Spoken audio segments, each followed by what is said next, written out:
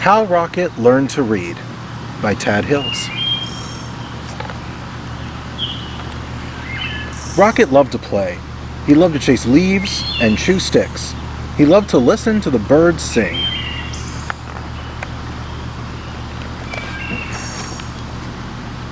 Every fall morning, after chasing leaves, Rocket would lie down in his favorite spot under his favorite tree. There, he'd sniff the neighborhood smells and settle in for a good nap. But one day, a little yellow bird startled Rocket. "Aha! My first student! Wonderful!" she sang. Rocket was confused. "Student? I'm not a—" "But if I'm your teacher," the bird interrupted, "then you must be my student." Rocket found it hard to argue with this bird.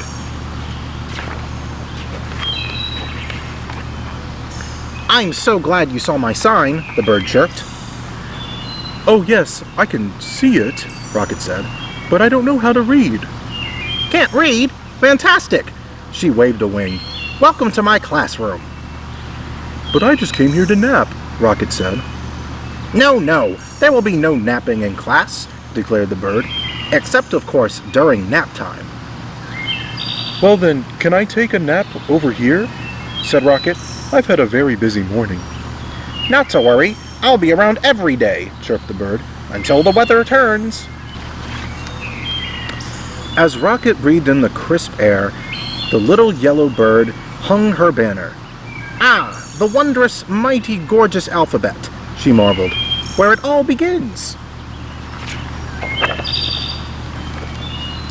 Opening up a book, the bird began to read. She sang out the story of an unlucky dog named Buster who'd lost his favorite bone.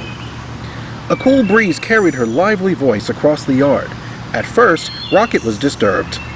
But before long, he found himself captivated. To Rocket, the story was as delicious as the earthy smells of fall. It was as exciting as chasing leaves. He closed his eyes and listened to every word. "As Buster dug and dug under the lilac bush," the bird read, "he felt something familiar." Rocket waited. "Was it the bone?" he wondered. Silence. "Was it the bone?" he called to the bird. More silence. "Was it the bone?" Rocket hollered. Suddenly, he was rushing to the tree. "Well, was it?" But the little yellow bird was gone.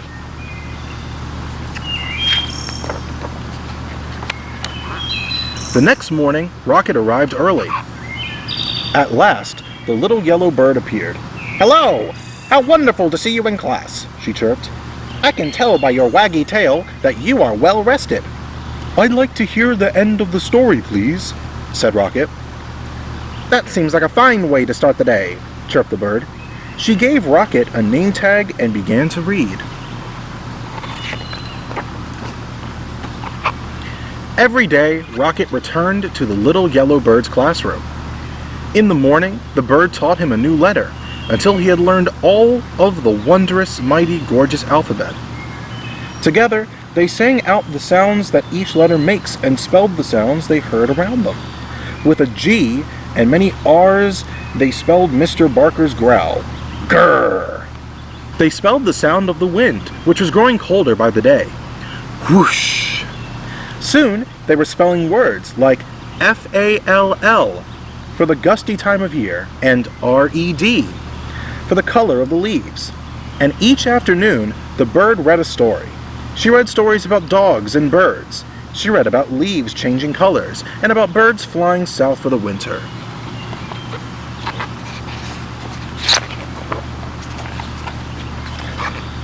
Then one day, the weather turned and the letter banner disappeared. "See you again in the glorious spring," the bird sang. And as she flew into the wintry sky, she called, "Don't forget, words are built one letter at a time."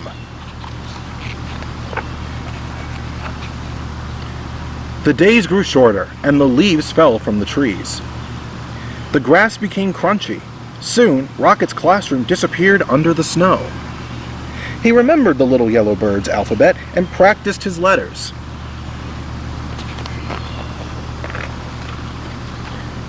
Rocket thought about the bird's sweet chirp while he sounded out words like D-I-G and W-I-N-D and C-O-L-D. He made new friends and spelled their names. Hello, EMMA. Hi there, FRED. He spelled everything. SUNMELT. When Rocket spelled MUD, he knew that spring, as it always does, had returned. The breeze blew warmer, the grass grew greener, and a sign appeared. Early the next morning, Rocket rushed to his classroom. As he waited, he spelled WAG. Soon, the little yellow bird arrived. "Aha, my star student," she sang. "How wonderful to see you! I can tell by your waggy tail that you are ready for class." Then together they began to read.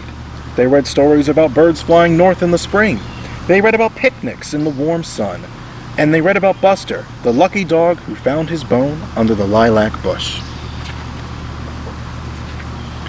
And when they were done, they read it again and again and AGAIN. The end.